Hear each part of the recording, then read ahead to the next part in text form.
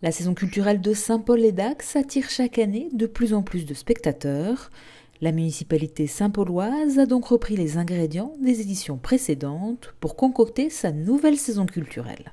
Tout à fait, donc une programmation éclectique qui présente une pluralité de formes artistiques, à la fois aussi également plurielle par les sujets qu'elle aborde. On va être sur des sujets plus ambitieux, plus noirs et d'autres beaucoup plus ludiques, plus joyeux. Et voilà, des rendez-vous qui mêlent les spectacles en famille, donc ces rendez-vous à destination de l'enfance.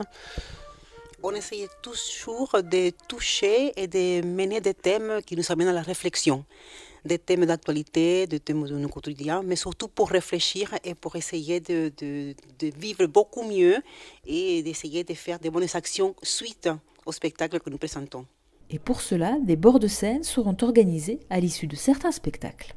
L'intérêt, c'est de mener, suite au spectacle, on essaye d'avoir une rencontre directe avec l'artiste, de façon à pouvoir aborder de façon plus directe, en tête-à-tête presque avec l'artiste, autour d'un petit verre qu'on appelle le verre de la rencontre, et parler de cette thématique dont on a parlé dans la pièce.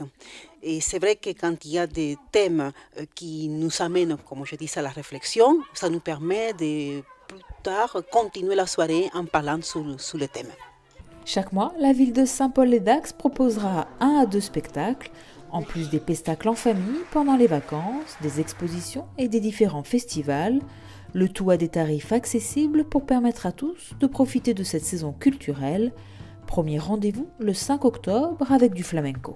Donc le spectacle Cahiers Las Minas par le sextet Nicolas Saez, donc un spectacle donc sur le flamenco qui propose une vision métissée, moderne et plurielle du flamenco, avec ce sextet composé à la fois d'un chanteur, d'une danseuse, d'un guitariste, d'un violoniste, d'un percussionniste et d'un bassiste, donc une forme actualisée du flamenco qui sera proposée à Saint-Paul-les-Dax en ouverture.